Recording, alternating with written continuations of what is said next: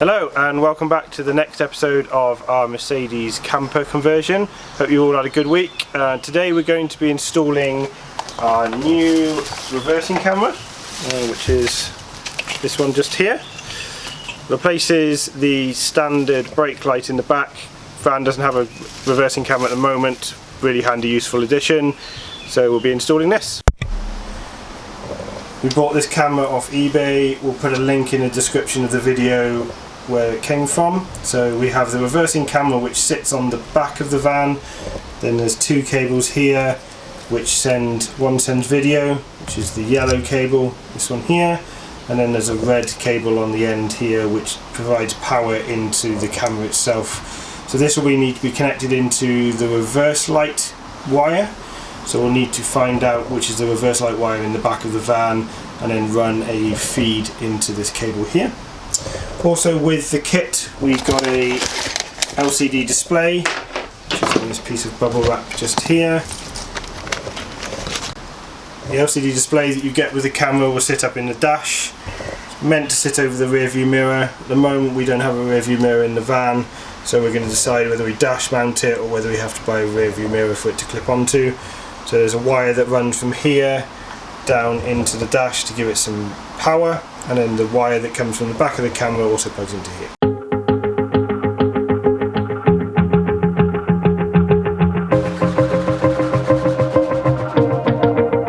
Wanna shake the ground, wanna break away, let loose, I'm tired. So the reversing camera just replaces the existing high level brake light.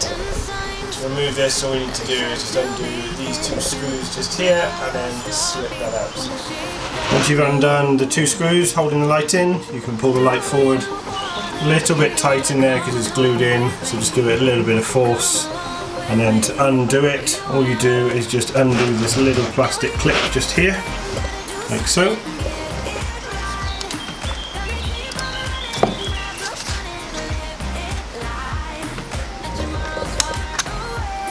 And then that wire then is reused. Just make sure it doesn't go back up inside the van. That wire is then reused for the new reversing camera.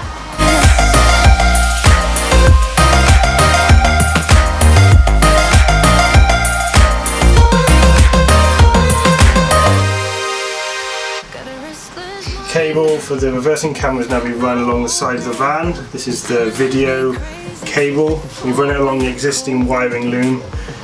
We did run it down this side of the van first of all.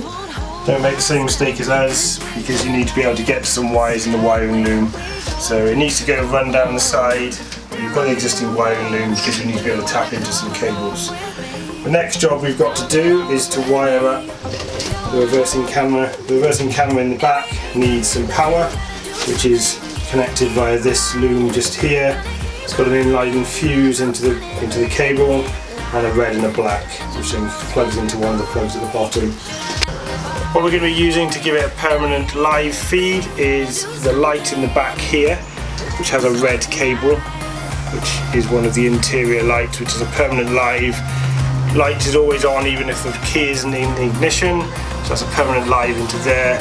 And we've got a nice conveniently located ground point just over on the van here, which we'll be able to tap in to give us our ground. Now that all of the connections have been set up and we've tested that everything works, we're now just going to heat shrink some of the cables. Bought a heat gun, again put a link to the item in the description below, and just some heat shrink tubes, various different sizes here based on the different wires that you want to do. All you do is just take one of the tubes, slip it over the connection and then apply heat, and it shrinks down and it secures the connection up. So let's go ahead and do that.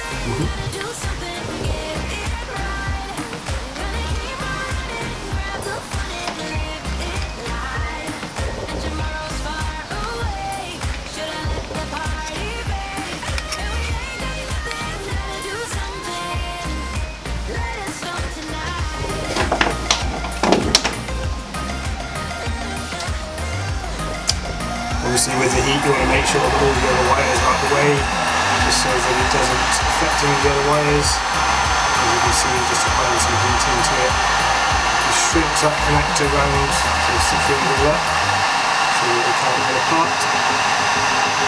Don't need that much heat, just got to get on setting number 1. And make sure that you do all sides of that connector. You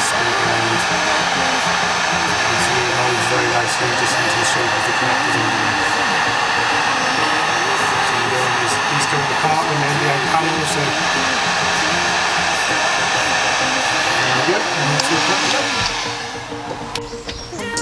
Now got the camera wired up, all the wires are connected. As you can see, we've got a picture on our screen here, so if we move it in and out of reverse, picture goes off, into reverse, picture comes on. You can connect a second AV feed into the screen if you want to, which you can just use the selection buttons just on the right hand side to be able to select which feed you want. Next job we've got to do is now just feed this piece of wire just over our headlining, just so we can then have the camera mounted up on the rearview mirror stand up there. So let's go and do that.